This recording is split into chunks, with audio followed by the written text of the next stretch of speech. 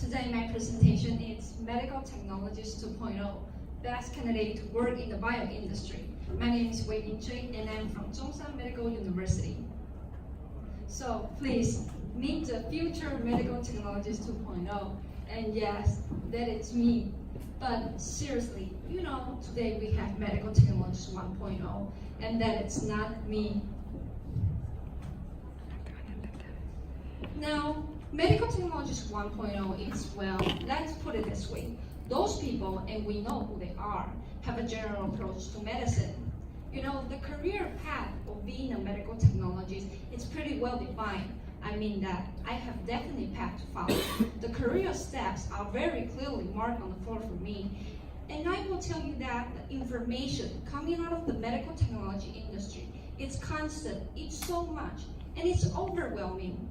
But what I will have to know is by the time that I graduate, being a medical technologist 1.0 is probably not going to give me a job.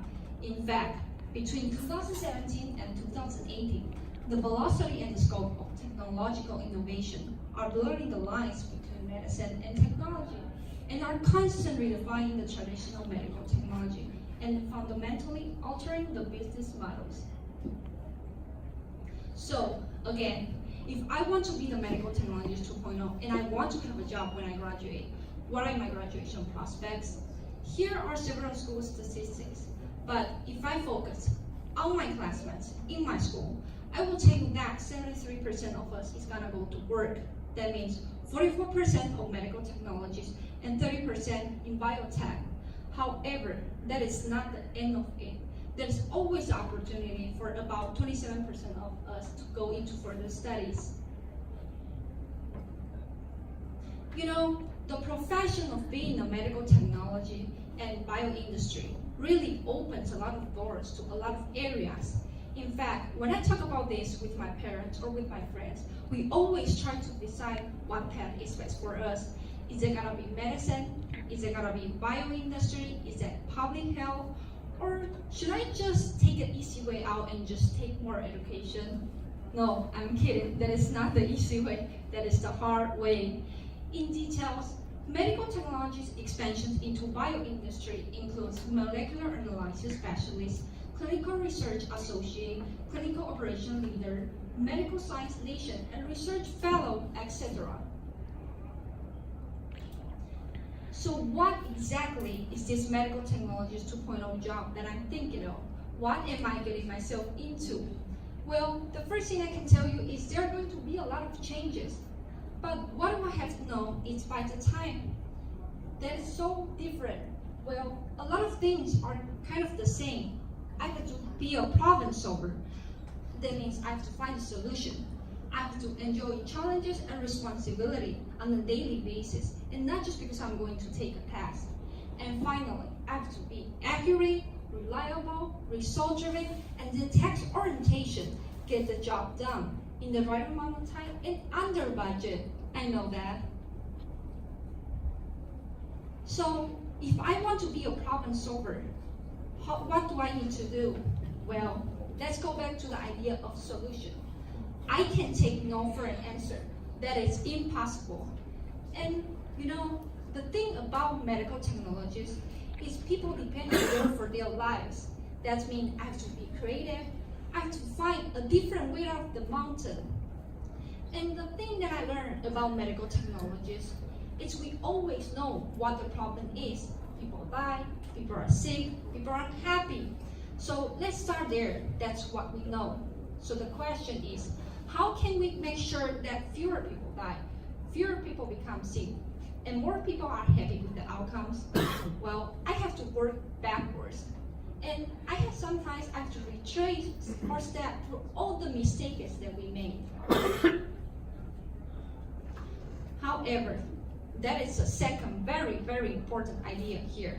And that is why I need to really enjoy challenges and responsibility. And how can I do that? Well, I can learn to embrace change. Most of the people hate change. They don't want to change anything. They want everything the same. But this is impossible. One thing that I know about medicine is things change. And they change because of exploration and discovery. And And the only way that I can bring that into my life, on my own experience, is to show leadership. When I talk about leadership, I mean my own experience when I was working as a part of a team. But I have to be independent too. Finally, if I want to be the medical technologist 2.0, I have to become accurate, always reliable, and kind of result-driven, and be a task-oriented worker that everybody wants. But the thing that I know about being a student is I have to do my homework and I have to study. But what is homework for medical technologist 2.0? I won't be in a school anymore. Well, let me tell you, I have to read journals, I have to go online, I have to interview people, and sometimes I have to watch what other people are doing and constantly look for newer solution, better solution. I can also be more prepared. I'm not a Boy Scout, for one thing, that I'm not a boy, but I can be prepared by actually making sure that I follow scientific method and keep open-minded. And above all, I'm not afraid of making mistakes. So let's focus on the area of bioindustry. The current status of bioindustry in Taiwan are majorly focused on 3 areas, including new drugs development, preclinical support, and business promotion. And that is, as you can see, that is why medical technology is more suitable in bioindustry.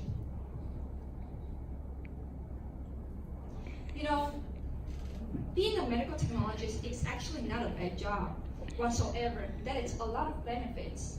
For instance, right now it's a very hot field in the job market, very competitive salaries, and lots of advanced opportunity.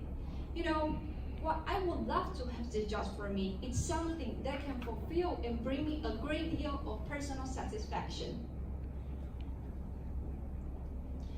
Recently, I had the opportunity to meet somebody that is kind of the role model for me. Her name is Dui Pin. Now, Ms. Pin is working on the area of biomedical industry, and she has a lot of experience doing the exact same thing that I'm talking about. She tells me all this time, the more I study, the more I will realize that I need to study more. Now herself is very involved in vitro diagnostic and work on the area of hepatitis. She also specialized as artificial intelligence, being an AI consultant, which now is inseparable with medicine. So that right there tells me something very important. Besides the specialty, she's also trying to constantly find ways to make money for her company, which means consumer application in areas such as antibacterial that can be used in pharma, cosmetics, and oral products. Very important, I mean money. So if I want to be the medical technologist 2.0, I have to make a transformation. I have to go from the student caterpillar to a medical technologist butterfly. Well, and how can I do that?